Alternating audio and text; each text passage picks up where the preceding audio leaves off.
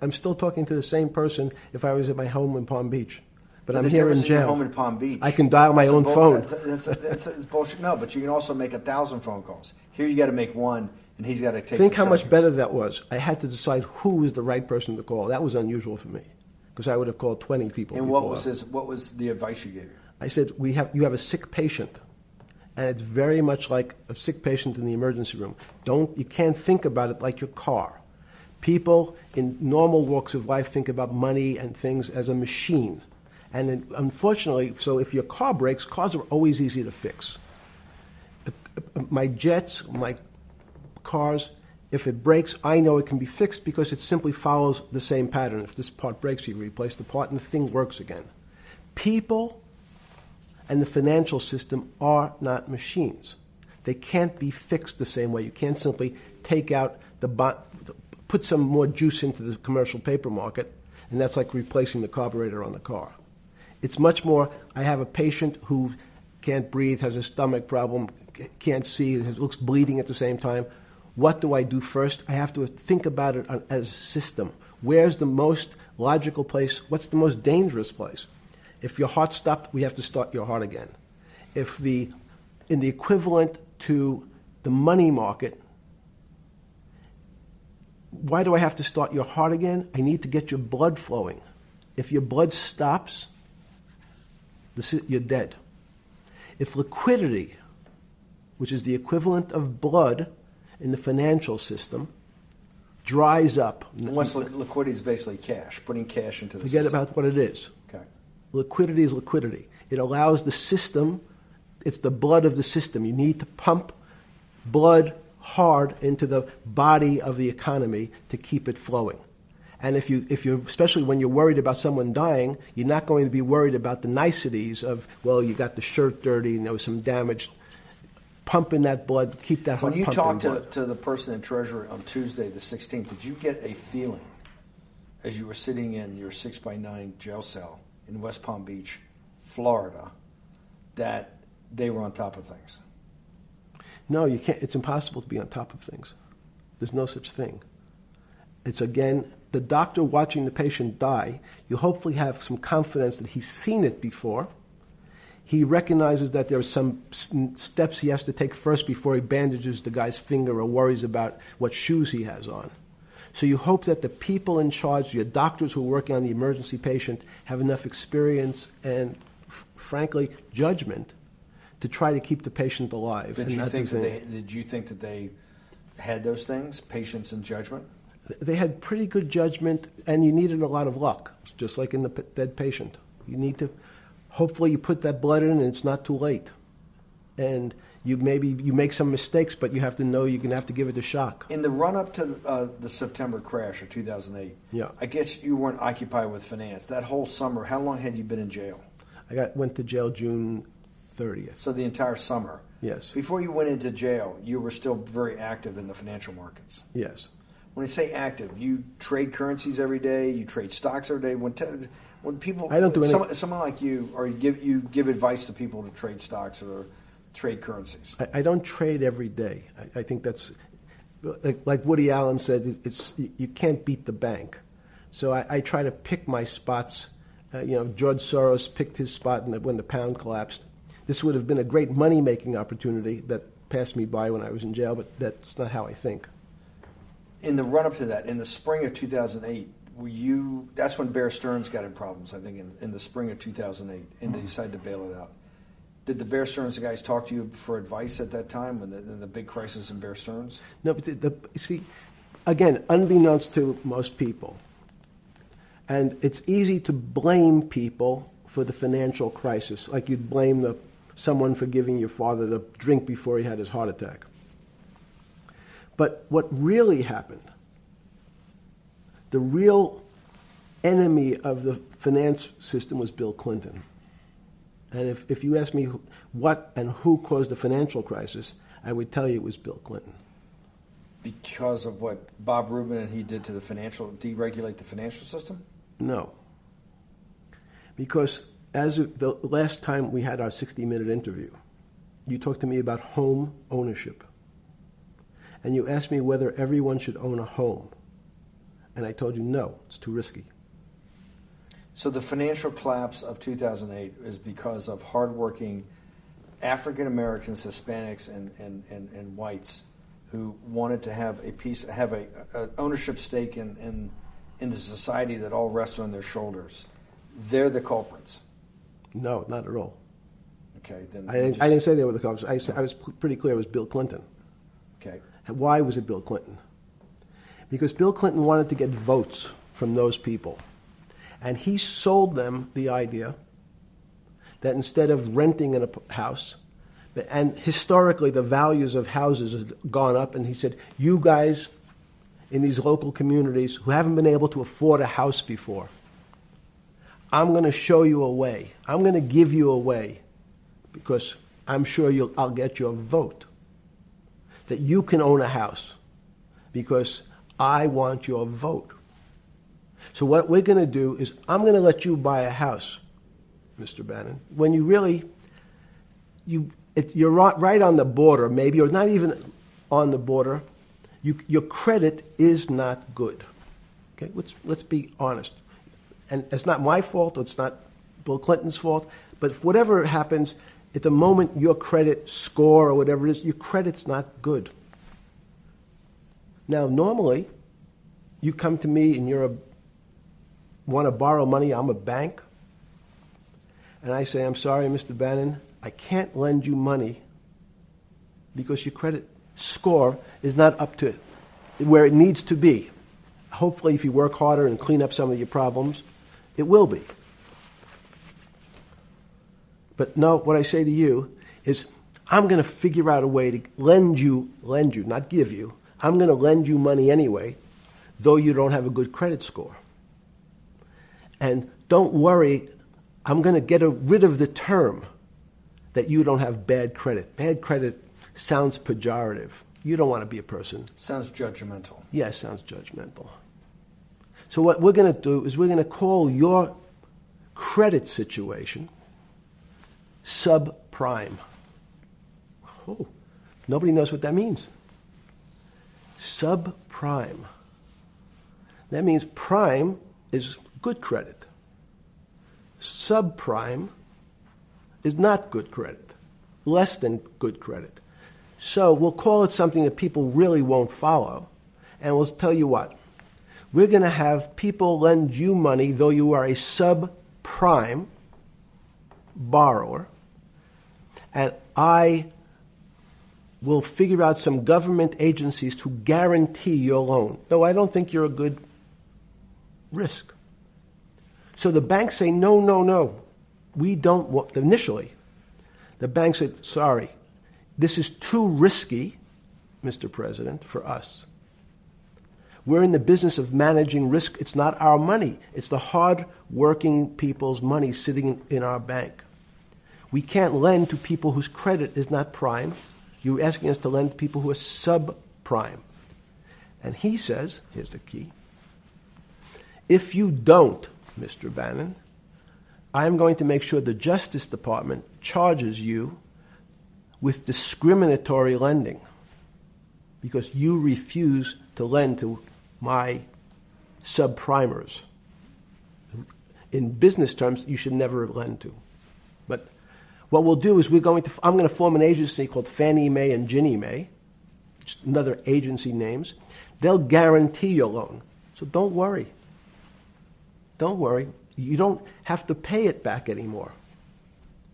Even though and maybe you don't even have to work as hard anymore. That's probably a harsh statement, but these players, these two big firms, Fannie Mae, will guarantee the fact that that bank will receive its money. Now, the bank says, wow, best deal in history. I refused to lend to Mr. Bannon, but now he has the big brother, his Uncle Sam. He went to his Uncle Sam, and Uncle Sam says, I'm guaranteeing it. The bank says, I want everybody. Give me as many people as you can give me. Because Uncle Sam is the best credit in the world. Not only it's the United States government. We'll take it all. We'll take as much subprime as we can handle. Because it's the best investment for the moment. It's a strange investment because it has politics that has inserted its way into the numbers. Politics doesn't belong in the markets, but now we're going to have, I want the votes, we'll make guarantees that you who can't get a house normally will be able to get a house from the bank. The bank says, this is the best deal in history. We will package 100, 300, 1,000 of you subprimers, and we'll sell it off to somebody else. And the whole system becomes mired in subprime mortgages. That's becomes the issue. What do you mean mired? There's too much supply. It's a supply-demand problem. You get too much supply? No, it's a very good question. What does too much supply mean? Well, then you get to people, go back to your first question to me, government leaders. Government leaders know if they're good, and they can do mathematics, they can balance their checkbooks. So certain people in Congress said, well, how do you value these subprime mortgages? The banks say we've been valuing them the same way we've always valued them for the past 20 years. The accounting firms, there's something in this country called GAAP accounting, which is a standard type of accounting.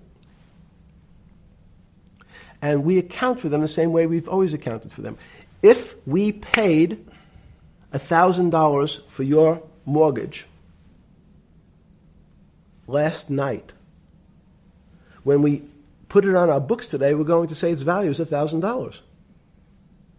It makes sense. I paid for it what's its value? It's $1,000. That's what I paid for it last night. No. The Congress people said, that's not really a good answer, you know. That doesn't give us confidence that you know what you're doing. Because what happens if you have to sell it tomorrow morning? Something's happened and you have to sell it. Remember, there's kinds of stress tests. Would you be able to value it at what you paid for it the day before? And Wall Street says, that's not the way you can think about this. This is crazy. We always value things at the cost from the day before. And they changed the accounting method. In essence, to say not what it was worth yesterday, but if I have to sell, what would it be worth? That's impossible. So what happens is every bank now has to value something they bought yesterday at lower than they paid. Never before in 20 years did they have to do this. So something they bought at 1,000, on their books was 1,000, is now 990. That starts to, you asked the question about what did I start to think about. Something's 1,000 and 990, this person now has to value it at 980. When did you first start to get nervous, understanding Bill Clinton in all this? Did you change glasses? Yes. Okay. I changed shirt. I saw that black. Are you okay with the? Yeah, great. I think we're going to have all kinds of changes. I'm experimenting. Yeah. Okay. When did you get a feeling? Did you ever anticipate, before it happened, something like 2008 could happen? No. How could that be? It's the word, I can beat it to death, is that it's very much like would I anticipate I'll have a heart attack tomorrow? Unlikely. Was 2008 a heart attack or a stroke? Debilitating? It's a better,